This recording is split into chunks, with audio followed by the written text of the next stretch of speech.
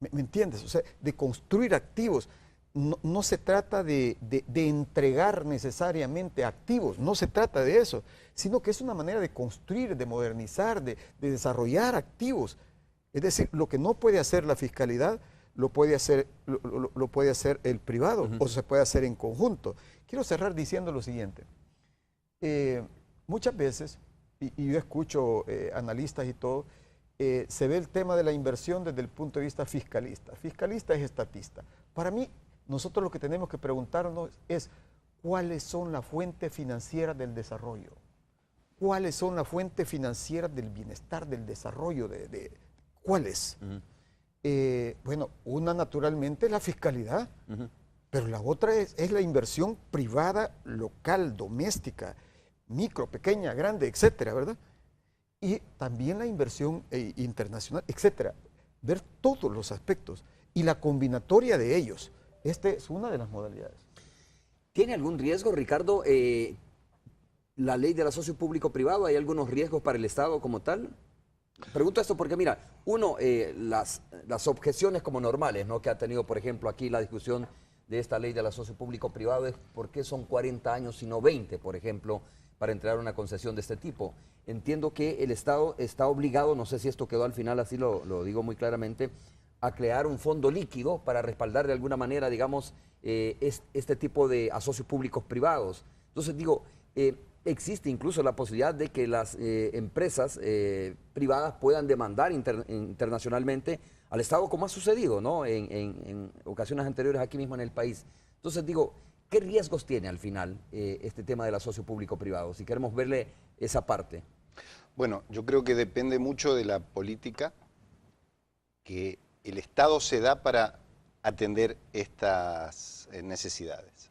Quiero decir esto con mucha claridad. Si los países no nos damos una clara política de Estado hacia el futuro, acerca de lo que necesitamos, de lo que queremos, ¿cómo lo vamos a financiar? Y eso no se traduce en unos instrumentos legales absolutamente claros y transparentes, pues ahí los riesgos de oportunismo del sector privado o incluso también del sector público, ¿sí? Esta experiencia está en todo el mundo. Cuando hay una claridad de política, esa política trasciende a los gobiernos. Este es un dato fundamental. Si tenemos una política de Estado que trasciende a los gobiernos, esas reglas directrices son las que van a mandar los 30 o 40 años de ese contrato. En ese contexto, con reglas de juego claras y transparentes, los riesgos se minimizan y podemos llegar, como en el caso de Chile, por ejemplo, no digo exento de problemas, pero problemas que se van manejando, que se van solucionando, podemos llegar a que las grandes obras de infraestructura ya no requieren ni la participación del Tesoro Nacional, es decir, del esfuerzo público, ni endeudamiento de los países. ¿Sí? Fíjese que en Chile, por ejemplo, todas estas grandes obras que mencionaba el ministro, tanto en materia de carreteras, de puertos, de represas, etcétera, ya no se financian con fondos públicos. Y el país ya no se endeuda por este motivo. ¿Qué hace? Pues se pone un contrato muy claro, muy preciso, con responsabilidades muy claras para ambas partes, y pues el privado invierte, obtiene una ganancia, una rentabilidad. Por el tiempo que dure la concesión. Que sea razonable, que le pague su inversión, por supuesto, y el Estado se ocupa que no haya abusos en contra de los usuarios. Esa es la parte que es importante, ¿no? ¿Cuáles son como las garantías, ministro, o tú, Ricardo, cuáles son las garantías que están establecidas en estas leyes del asocio público-privado para que no haya abusos de parte de, como tú decías, de la persona que recibe o de la entidad que recibe la concesión? A ver, esta experiencia en el mundo, en todo el mundo, ya tiene más de 40 años, así que existe amplísimo conocimiento de lo que un Estado requiere, y en nuestra opinión el primer paso es tener una política de Estado para los servicios de infraestructura, para la logística, o incluso para la energía y otras áreas de la provisión de servicios públicos, una clara política donde uno fije las regulaciones, fije la forma en que esos conflictos que se pudieran generar en el futuro van a ser resueltos, y eventualmente se podrá llegar a reclamos en cortes obviamente internacionales, pero cuando las reglas son claras, esos casos se minimizan, ¿no? Sí, yo creo que además de las reglas, se requiere, bueno, como parte de las reglas, una institucionalidad robusta y saludable. Unas regulaciones que no inhiban la creatividad, la innovación, la iniciativa privada, sino que regulen, pero que no amarren, que no inhiban. Entonces, consolidar una institución saludable es clave. Lo otro es la cultura política de la burocracia, de la tecnocracia, de los políticos. Exacto. Es decir, porque si la cleptocracia se sigue apoderando de nuestros estados, ahí no hay regla que valga. Mire, en nuestro país mucha gente dice, esto lo resolvemos con una ley. Cuando no hay una política pública, entonces la ley no sirve, porque la ley es siempre una herramienta de una política pública, de una voluntad pública, de una institucionalidad, de un compromiso. Entonces, eso es fundamental. Y otra garantía que probablemente sea muy importante, por lo menos en los países que estamos construyendo, consolidando democracia, es la ciudadanización de estas políticas. Lo que estamos haciendo aquí de hablar de esto, para que la ciudadanía se empodere. Ayer decíamos en el seminario precisamente que hay que civilizar la política pública. ¿Qué quiere decir? Ciudadanizarla, empoderar al ciudadano.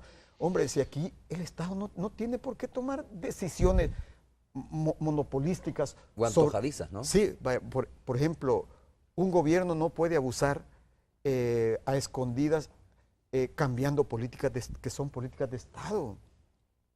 Yo te voy a poner un ejemplo. ¿Cuál es una política de Estado? Cuando tú cambias una moneda. Tú no puedes hacerla como un madrugonazo. Digo, voy a dolarizar un país o lo voy a desdolarizar en una noche y sin que los ciudadanos sepan. Claro. No es una forma antidemocrática. Estas cosas, mire, el mejor bálsamo, el mejor antídoto es la mirada ciudadana, la mirada de los contribuyentes. Quiero comentarles que tenemos vía microonda a el diputado del Partido Arena, Edwin Zamora, ¿no? Uno de los diputados obviamente que votaron por esta ley del asocio público-privado, y queremos escuchar también su punto de vista. Sobre todo, creo que existe la preocupación de la población, Ricardo y ministro, a ver cuáles son como las garantías que están establecidas en esta ley para que las cosas al final no se puedan terciar a favor de la empresa, ¿no?, privada, que pueda estar en asocio con el sector público en esta ley. Diputado, muchas gracias por estar con nosotros, un gusto saludarle. Un saludo. Buenos días, Romeo, ministro, amigos televidentes, muy buenos días. Bueno, muchas gracias por estar con nosotros. Está también Ricardo Sánchez, diputado Zamora, representando a CEPAL, ¿no?, en este caso, conversando con nosotros sobre esta temática. Conoce muy bien la experiencia chilena en este tema del asocio público-privado, y yo estaba revisando algunos datos y estaba viendo que los países que tienen más experiencia en ese tema del asocio público-privado solo han utilizado entre el 10 y el 15% para realizar ese tipo de obras. No es una cuestión, digamos, un porcentaje muy alto que hayan utilizado estos países, por lo menos el dato que tengo registrado aquí en mis apuntes. Diputado, ¿cómo describiría usted esta ley que fue aprobada aquí en nuestro país del asocio público-privado?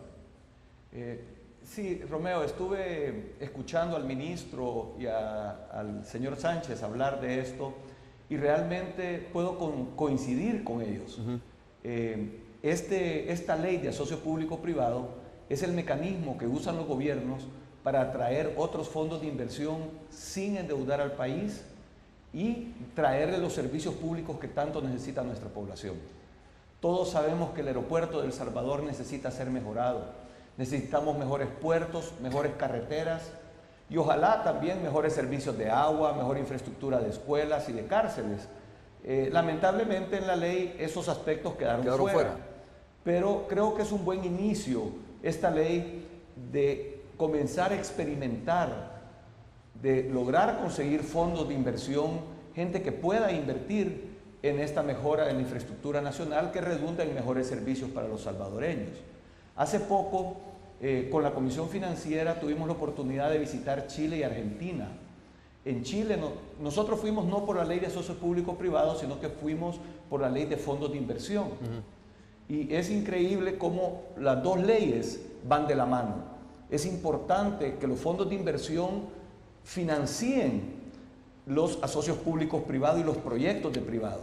Pero lo más interesante de esto es que siempre pensamos que los asocios público-privados están vinculados a que va a venir un gran inversionista de afuera y él se va a llevar todo este beneficio.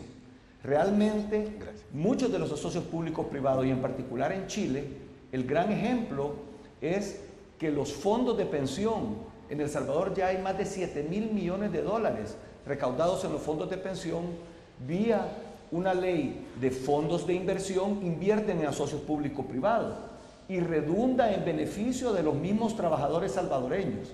O sea, que el dinero del ahorro de los trabajadores salvadoreños se invierten en proyectos de mejora, en mejora de infraestructura para los mismos salvadoreños y que al final se rentabilizan sus ahorros. Entonces, eso crea un círculo virtuoso para el desarrollo de El Salvador. Ok. Diputado Zamora, se queda con nosotros más adelante, por supuesto, vamos a escucharle nuevamente, vamos a hacer la primera pausa comercial y continuamos hablando sobre este tema. Yo insisto que creo que la preocupación principal de la población es que no sucedan cosas que ya se han registrado en nuestro país. Por ejemplo, el caso Selenel, ¿no? Que se entrega una concesión a una internacional y de repente cuando usted revisa el contrato todo pareciera que el contrato fue redactado de tal manera que le facilitaba enormemente a la transnacional o a la empresa internacional privada, le facilitaba enormemente poder demandar a El Salvador, poderle poner una demanda internacional y ganarla fácilmente. Pareciera que estuvo digamos, el traje a la medida, ¿no?, de lo que necesitaba esta empresa. Entonces, la gente tiene esa preocupación. Mire, tras un asocio público-privado, por ejemplo, va a haber despido de trabajadores, por ejemplo, va a subir los costos del servicio que puede prestar esa obra al final. Eso creo que son las principales preocupaciones de la población salvadoreña. Y al final también, bueno, ¿será que se pueden quedar estas empresas internacionales con este bien que es un bien de los salvadoreños y salvadoreñas o un bien del Estado? Esas son, creo, las principales dudas que tiene la población. Vamos a hacer la pausa y regresamos.